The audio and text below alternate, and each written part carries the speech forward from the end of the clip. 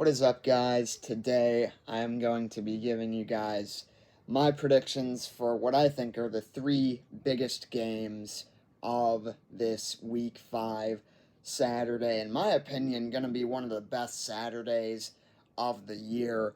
So hopefully you guys enjoy, and I will get right into it here with the first of the three biggest games, which is LSU and Ole Miss, a top 15 matchup in Oxford, Mississippi. So this is going to be a very interesting game. Both of these two teams have kind of,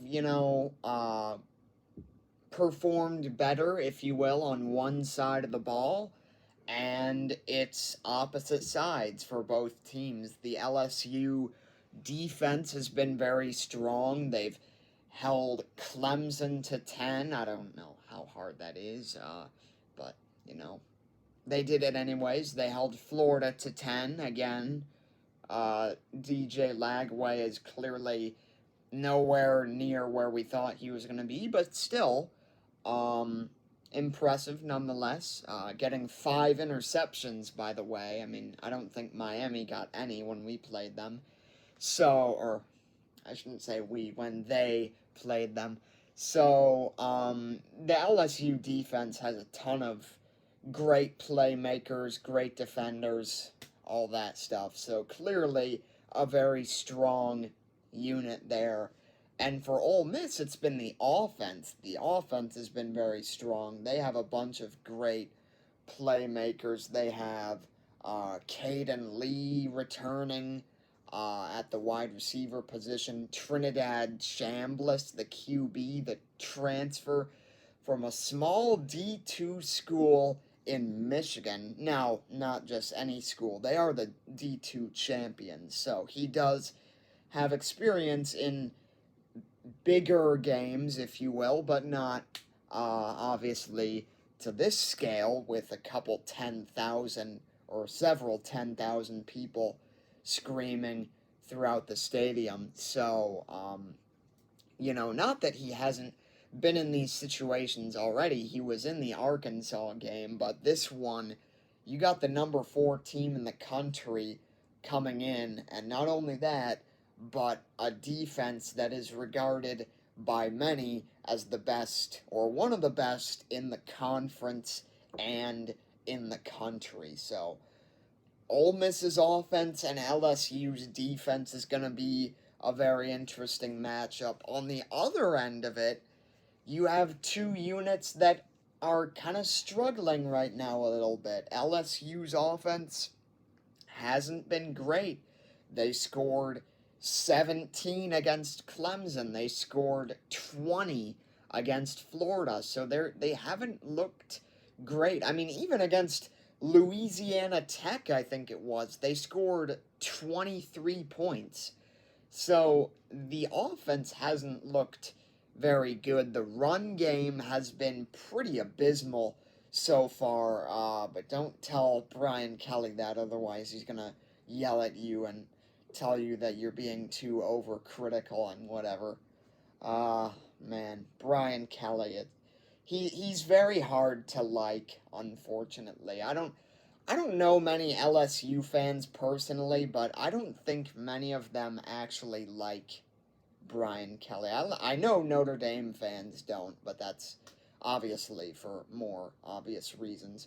So, not only is the run game weak, but their leading running back, Caden Durham, is out. So now, where does that run game come from? Well, we'll have to find out throughout the course of the game, but they're going to have to get the run game going. You can't have Garrett Nussmeier throwing 60 passes tomorrow. That's not going to work.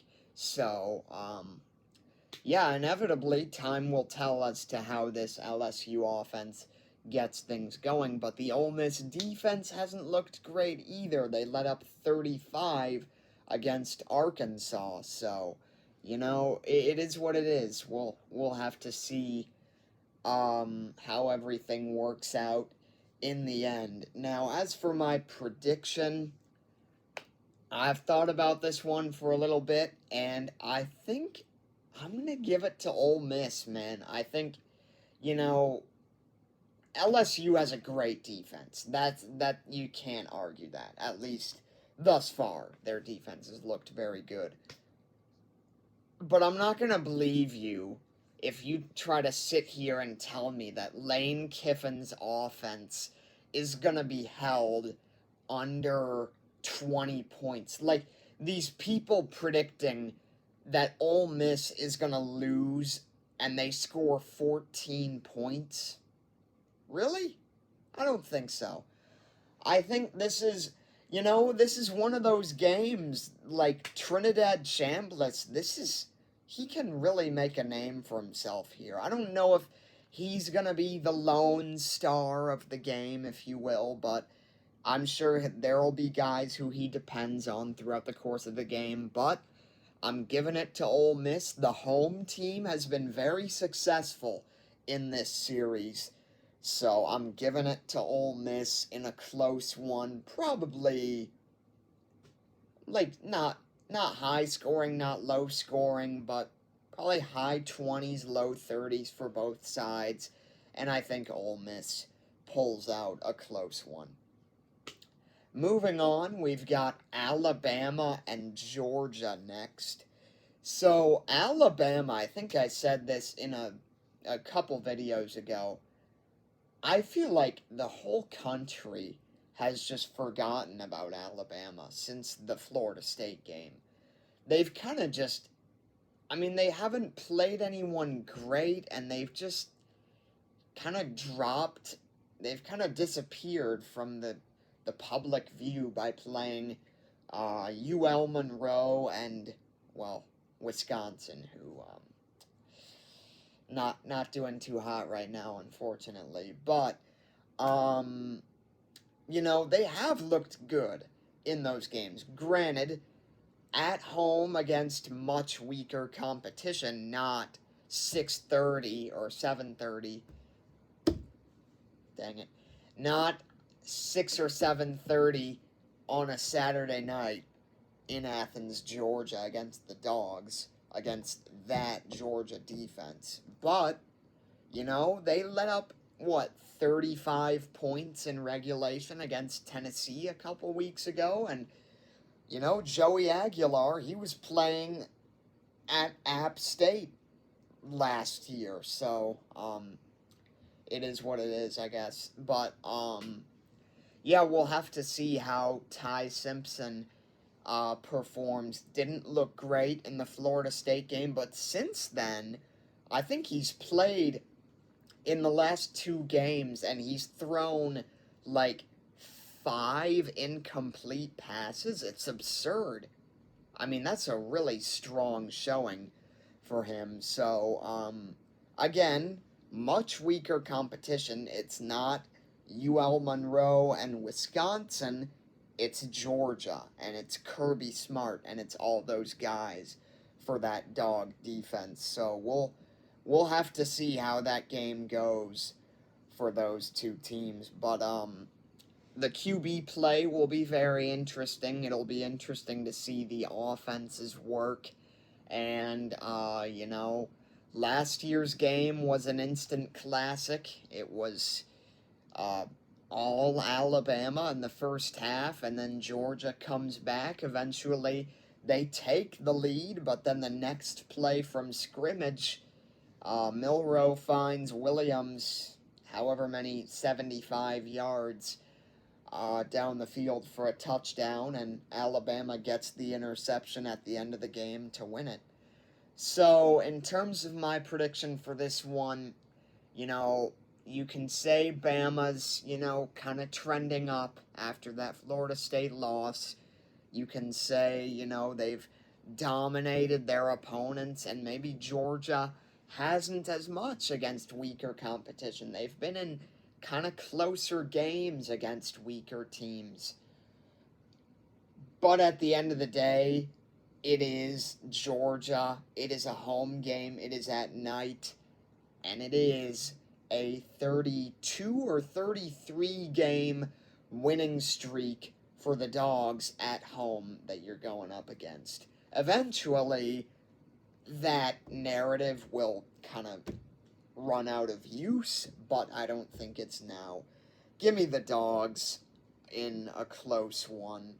I don't know what the score is for that one. That's a lot of things could happen in that game, I think. So it'll be very fun to watch, but I've got the Dogs in that one.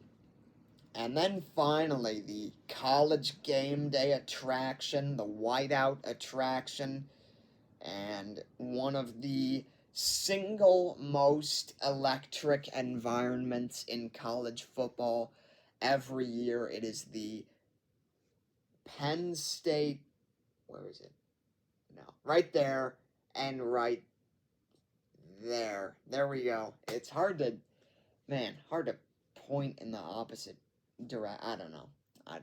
Anyways, Penn State and Oregon on Saturday night. This is gonna be, as I said, an electrifying atmosphere. A lot of these players for Penn State have experience in these bigger games. You've got a lot of the returning offensive line, Drew Aller, the two-headed monster in the backfield of Kaytron Allen and Nick Singleton. My goodness. Nick Singleton and Kaytron Allen. And then a lot of key players on defense as well. The receiving core is a bit newer. You've got Kyron Hudson coming over from USC. You've got Devontae Ross from Troy. You've got Trevor Pena from Syracuse. Man, whenever I think of Trevor Pena, I think of how bad he torched Miami last year. Bad memories. But anyways, new defense this year, so it should be better. It should be our year. We'll see. The ACC has been struggling. Florida State losing tonight against Virginia. I mean, we'll see how the Noles do. Honestly, I don't mean to go off track here, but I think in the grand scheme of things, Florida State losing last night, I don't think was the worst thing that could happen to them. I think if they need a little wake up, they beat Bama and then they kind of haven't played a lot of teams. They played East Texas A&M. They had a bye. They had Kent State. I mean, so they haven't played a lot of great teams. I mean, they played Bama in week 1. I'm not saying they haven't played anybody, but it's their first time on the road. It's a lot that goes into that, and it's, maybe a Virginia team that might be turning the corner a bit here. And how about Chandler Morris making some big plays? I think, being in a QB-friendly system last year at North Texas can really help. So, 3 interceptions, that is a problem in itself. But they won the game. They scored, 35 points in regulation. So, props to them, props to Chandler Morris, props to Tony Elliott. I think that's the biggest win in the Elliott era at Virginia, which has been, I think this is the 4th season now. So, anyways, off script. I don't have a script, but just tangent there back to Penn State, Oregon.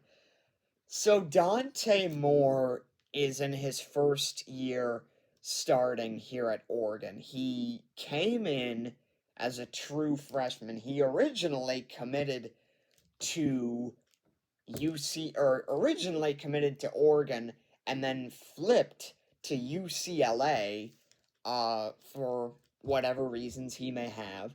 And, the on-field product for the Bruins, which was Chip Kelly's last season there, wasn't as hopeful, wasn't as inspiring as maybe they thought it would be, and I think he might have got injured towards the end of that year. I was going to say he got benched, but I don't know. I think he might have got injured towards the end of that year. Regardless, he transfers out.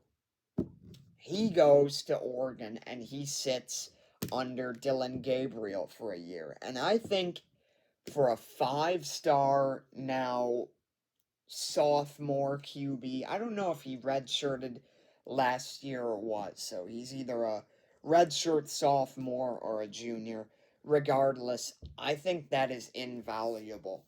Sitting behind a QB with the experience of Dylan Gabriel and just seeing the game from the sidelines for a year, I think it can't really be said as to how important that is. And playing in those big games, playing in those tough road environments, like I think they played at Michigan last year, for example. So I think it's very important that Moore was just there taking all those environments in, and now he's here. Now he is the guy for the Ducks, and they are going on the road to face off against Penn State in the whiteout. It's it's a heck of a matchup, and I cannot wait. It's a rematch of the Big Ten title game. It's Oregon, it's Penn State, two of the bigger brands in college football, and it is ultimately, for at least Penn State fans, can James Franklin surpass that narrative that I know they're sick of, but it is true that he can't win big games, at least for the temporary present moment. We'll obviously see he's bound to have some big games later on in the season. I think Ohio State is coming up in a bit. So, um, we'll see if he can get past that narrative. Do I think they can? I think they will. I think this is Penn State's game to lose.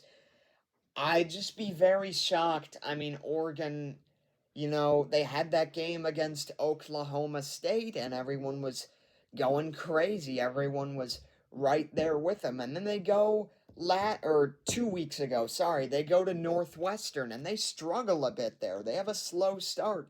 They have a slow start against Oregon State, who's now, I think, like 0-4 or 0-5. They lost tonight in a heartbreaker against Houston.